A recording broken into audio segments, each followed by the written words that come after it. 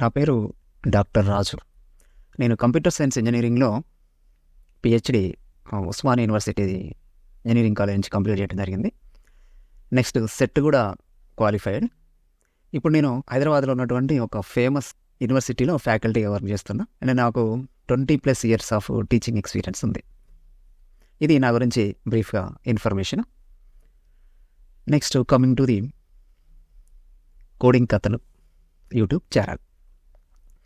So ఈ coding కథలు పేరు వినంగానే ఆటోమేటిక్గా మనకు ఒకటి అర్థం అవుతుంది. అది ఏంటంటే ఇది ప్రోగ్రామింగ్కి సంబంధించినటువంటి ఛానల్ అని. ఇందులో మనం ప్రోగ్రామింగ్ లాంగ్వేజెస్కి సంబంధించినటువంటి వీడియోస్ పెట్టబోతున్నాం.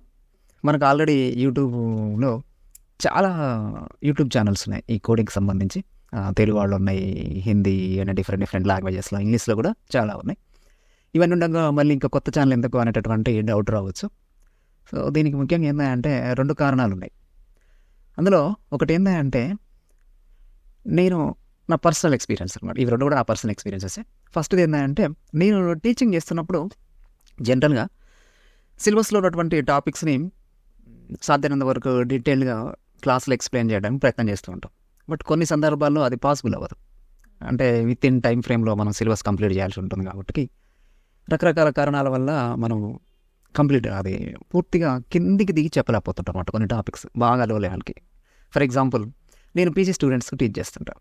పీజీ స్టూడెంట్స్ టీచ్ చేసేటప్పుడు ఏమవుతుంది, బాగా కిందికి దిగి వాళ్ళకి చెప్పాల్సిన అవసరం ఉండదులే అనుకుంటాం జనరల్గా. అట్లా కొన్ని టాపిక్స్ బాగా కిందికి దిగం, లో లెవెల్కి ఏం దిగకోకుండా ఎక్స్ప్లెయిన్ చేసుకుంటూ పోతుంటాం అన్నమాట. సో అట్లాంటప్పుడు ఏమవుతుందంటే కొంతమంది స్టూడెంట్స్ మిస్ అవుతుంటారు. అంటే వాళ్ళకు ఆ టాపిక్స్ ఇంతకుముందు చదివినా మర్చిపోవటము రకరకాల కారణాల వల్ల వాళ్ళు మళ్ళీ వచ్చి అడుగుతుంటారు, సార్ ఈ కొన్ని టాపిక్స్ ఇవి అర్థం కాలేదంటే, ఇది ఆల్రెడీ మీరు చదివిందే కదా, ఇది చిన్నదే కదా, ఇది ఆల్రెడీ మీకు తెలుసు అనుకొని చెప్పినాం. ఇట్లాంటి కొన్ని సందర్భాల్లో జరుగుతుంటాయి అనమాట. అంటే ఈ 20 years ఆఫ్ ఎక్స్పీరియన్స్లో మనం ఇట్లాంటివి గమనిస్తూ ఉంటాం. సో రకరకాల కారణాలు మొత్తం ఏదైతే ఉంది, కానీ ప్రతి టాపిక్ని మనం చాలా కింది లెవెల్కి దిగి చెప్పడం కొన్ని సందర్భాల్లో సాధ్యం కాదు. అదొక కారణం. అండ్ నెక్స్ట్ ఇంకొకటి ఏంటంటే ఈ 80% నుంచి 90% మార్క్స్ వస్తుంటాయి పిల్లలకి ఈ కంప్యూటర్స్లో, ప్రోగ్రామింగ్ లాంగ్వేజెస్లో. దాని తర్వాత వాళ్ళు జాబ్లోకి వెళ్తుంటారు. జాబ్లో జాయిన్ అయిన తర్వాత మళ్ళీ ఇప్పుడు కలిసినప్పుడు ఏంటంటే, సార్ చాలా ఇబ్బంది అవుతుంది, ప్రోగ్రామ్స్ రాయలేకపోతున్నాం,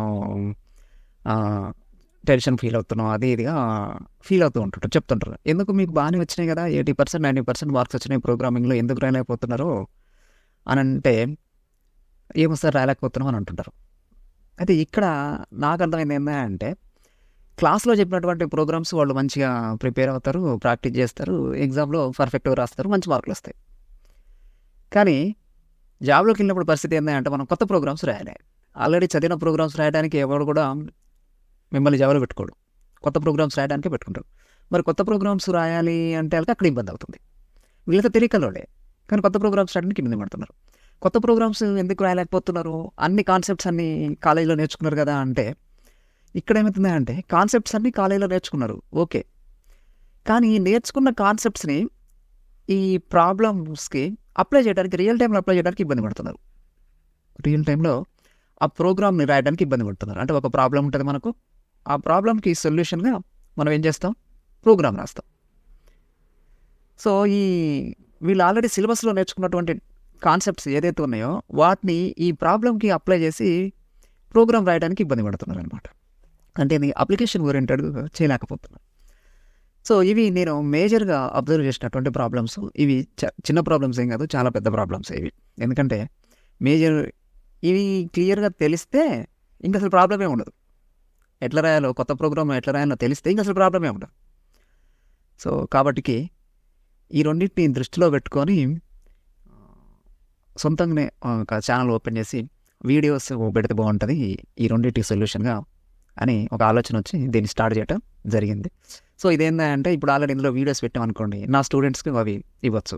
సో వాళ్ళు ఎప్పుడన్నా నేను డీటెయిల్డ్ ఎక్స్ప్లెనేషన్ ఇవ్వడానికి కొంచెం పాసిబుల్ అవ్వాలి సందర్భాల్లో, కానీ ఏదైనా రకరకాల కారణాల వల్ల వచ్చినప్పుడు ఏంటంటే ఈ వీడియోస్ వాళ్ళు చూస్తే సరిపోతుంది. అది ఒక సొల్యూషన్. అండ్ నెక్స్ట్ జాబ్లోకి వెళ్ళిన తర్వాత కూడా వాళ్ళు జాబ్లోకి వెళ్ళినప్పుడు కానీ సొంతంగా ప్రోగ్రామ్స్ రాసేటప్పుడు, రాయాల్సిన అవసరం వచ్చినప్పుడు కానీ, కాలేజ్ చదివేటప్పుడు కానీ ఇబ్బంది పడుకోకుండా రాయగలుగుతారు. సో ఆ విధంగా ఇక్కడ వీడియోస్ పెట్టాలని డిసైడ్ అయ్యాను అనమాట. అంటే మీరు నేర్చుకునేటప్పుడే ఆ లెవెల్ నేర్చుకుంటారు. అంటే ఏ ప్రాబ్లం వచ్చినా కానీ దానికి మనం కోడ్ రాయగలుగుతాం. ఆ లెవెల్లో ఇక్కడ టీచింగ్ అనేది జరుగుతుంది. సో ఇది మెయిన్గా కోడింగ్ కథలు ఛానల్ స్టార్ట్ చేయడానికి ముఖ్య ఉద్దేశం. అయితే దీంట్లో ముందుగా నేను జావా కోర్స్ని స్టార్ట్ చేయబోతున్నా. సో జావా కోర్స్లో కూడా మెయిన్ బేసిక్ కాన్సెప్ట్స్ ఫస్ట్ చెప్పడం జరుగుతుంది. ఇందులో బేసిక్స్కి వచ్చినప్పుడు ఏంటంటే variables, data types, operators, control flows, దాని తర్వాత object oriented programming concepts, classes and objects, inheritance, polymorphism, encapsulation, abstractions ఇవన్నీ చెప్తాం. దాంతోపాటు next interfaces, packages, exception handling, multi threading, graphical user interface programming concepts, AWT, swing, ఇవి కాకుండా ఇంకా అవసరాన్ని బట్టి ఇంకా చెప్పడం కూడా జరుగుతుంది. సో ఇవైతే బేసికల్గా ఈ జావా కోర్సులో ఉండేటటువంటి టాపిక్స్. ఇవన్నిటిని ప్రాక్టికల్ ఓరియంటెడ్గా చాలా డీటెయిల్డ్గా ఎక్స్ప్లెయిన్ చేయడం జరుగుతుంది. సో కాబట్టి మీరు ఈ కోర్సులో ప్రతి వీడియోని కంటిన్యూషన్గా చేస్తూ చూడండి. మధ్య మధ్యలో చూడకండి. ఏమవుతుంది అంటే మధ్య మధ్యలో చూసినప్పుడు ఏమవుతుంది అంటే ప్రీవియస్ వీడియోస్ని బేస్ చేసుకొని ఒక్కొక్కసారి క్లాస్ చెప్పడం జరుగుతుంది. కాబట్టి ప్రీవియస్ వీడియోస్ చూడకపోతే ఆ వీడియో మీకు అర్థం కాకపోవచ్చు, ఆ క్లాస్ మీకు అర్థం కాకపోవచ్చు. అందుకని దీని ఏంటంటే కంటిన్యూషన్గా చూడండి, స్టార్టింగ్ నుంచి చూడండి. అండ్ దాని తర్వాత ప్రాక్టీస్ చేయండి రెగ్యులర్గా. సో ప్రాక్టీస్ అనేది చాలా ఇంపార్టెంట్. ఈ ప్రోగ్రామింగ్ లాంగ్వేజెస్ ఏంటంటే గేమ్ లాంటివి అనమాట. సో ఫర్ ఎగ్జాంపుల్ మనం ఒక గేమ్ ఉందనుకోండి, దాని గురించి ఎంత థీరీస్ అయితే మనకు ఆడటం రాదు. సో కంపల్సరీగా నువ్వు ఆడాలి, గ్రౌండ్లో పోయి ఆడాలి, ఆడితేనే వస్తుంది. సో ఇది కూడా అంతే. అండ్ నెక్స్ట్ ఇది స్విమ్మింగ్ కూడా. ఒక ఎగ్జాంపుల్ స్విమ్మింగ్ తీసుకోవచ్చు. స్విమ్మింగ్ గురించి నువ్వు ఎంత థీరీస్ అయితేనా ఉపయోగం లేదు, నువ్వు స్విమ్మింగ్ చేస్తేనే నీకు స్విమ్మింగ్ చేయడం వస్తుంది. సో అట్లనే గేమ్ కూడా ఆడితేనే వస్తుంది, దాని గురించి నువ్వు ఎంత చదివినా ఉపయోగం లేదు. సో ఈ ప్రోగ్రామింగ్ లాంగ్వేజెస్ కూడా అంతే. Not only programming languages, mathematics కూడా మనం ప్రాక్టీస్ చేయాలి కంపల్సరీగా. ప్రాక్టీస్ చేస్తేనే వస్తాయి. ఎంత థీరీస్ అయితేనా ఉపయోగం లేదు. థీరీస్ అయితే నువ్వు బట్టి కొట్టినట్టు అనమాట, అంతే. అది థీరీ నాలెడ్జ్ నీకు ఉంటుంది, ఎగ్జామ్లో రాస్తావు, మార్కులు వస్తాయి, అంతే. అంతకుమించి రియల్ టైంలో అప్లై చేయడానికి నీకు ఉపయోగపడదు. రియల్ టైంలో అప్లై చేసేటప్పుడు చాలా ఇబ్బంది పడుతుంది. అందుకని ఏంటంటే ఇక్కడ కంపల్సరీగా ప్రాక్టికల్ నాలెడ్జ్ అవసరం కాబట్టి ఎవ్రీడే ప్రాక్టీస్ అయితే చేయండి. సో దానివల్ల ఏమవుతుందంటే మీకు ప్రోగ్రామ్స్ రాయడం అనేది చాలా ఈజీ అవుతుంది. సొంతంగా కూడా కొత్త ప్రోగ్రామ్స్ రాయగలిగే స్థాయికి వస్తారు. నెక్స్ట్ ఈ కోర్స్ కంప్లీట్ అయిపోయిన తర్వాత ఇప్పుడు జావాలో ఇంకా ఇవి కాకుండా చాలా అడ్వాన్స్డ్ కాన్సెప్ట్స్ ఉంటాయి. అవన్నీ మీరు సొంతంగా నేర్చుకోగలిగే స్థాయికి వస్తారు. ఇవి మీరు కనుక పర్ఫెక్ట్గా నేర్చుకోగలిగితే మీరు మిగతా అడ్వాన్స్డ్ కాన్సెప్ట్స్ ఏవైతే ఉన్నాయో అవి మీరు సొంతంగా నేర్చుకోగలుగుతారు. నాట్ ఓన్లీ జావా లాంగ్వేజ్, మీరు ఇంకా ఏదైనా కొత్త లాంగ్వేజ్ నేర్చుకోవాలనుకున్నా కానీ ఇవి పర్ఫెక్ట్గా నేర్చుకోగలిగితే ఆ కొత్త లాంగ్వేజ్ని కూడా మీరు సొంతంగా నేర్చుకోగలుగుతారు. సో ఆ రకంగా మీకు ఇక్కడ క్లాసులు చెప్పడం జరుగుతుంది ఈ వీడియోస్లో. కాబట్టి రెగ్యులర్గా వీడియోస్ చూడండి. ఈ వీడియోస్ బేసికల్గా ఎవరెవరికి ఉపయోగపడుతున్నాయి అంటే బీటెక్ అండ్ ఎంటెక్ వాళ్ళకి కూడా, BSc, MSc, MCA students, already complete అయిన వాళ్ళు, ఇప్పుడు చదువుతున్న వాళ్ళందరికీ ఇది హెల్ప్ అవుతుంది. And next developers and teachers, కొత్తగా జాబ్లో జాయిన్ అయినటువంటి డెవలపర్స్ కూడా ఇది హెల్ప్ అవుతుంది. ఎందుకంటే సొంతంగా ప్రోగ్రామ్ రాయటం ఎట్లా ఏంటిది అనే ఆ పాయింట్ ఆఫ్ వ్యూలో ఇక్కడ వీడియోస్ ఉంటాయి కాబట్టి వాళ్ళకు కూడా హెల్ప్ అవుతుంది. అండ్ కొత్తగా టీచింగ్ ఫీల్డ్లోకి వచ్చినటువంటి వాళ్ళకు కూడా ఇది హెల్ప్ అవుతుంది.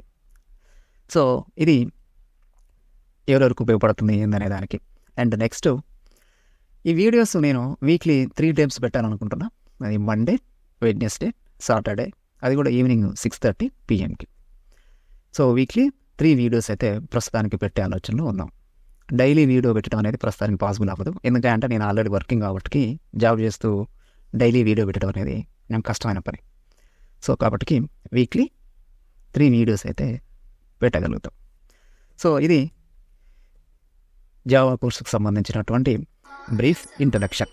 మీరు ఈ ఛానల్కి సంబంధించినటువంటి డీటెయిల్స్, ఈ కోర్సుకు సంబంధించిన డీటెయిల్స్ మీ ఫ్రెండ్స్కి కూడా చెప్పండి. అండ్ వాళ్ళతో కూడా సబ్స్క్రైబ్ చేయండి. మీరు కూడా సబ్స్క్రైబ్ చేయండి. వీడియోస్ మంచిగా ఉంటే లైక్ చేసి షేర్ చేయండి. నెక్స్ట్ నుంచి వీడియోస్ అప్లోడ్ చేయబోతున్నాం. మీరు కూడా నేర్చుకోవడానికి రెడీగా ఉండండి. జావా కోర్సులో కలుద్దాం.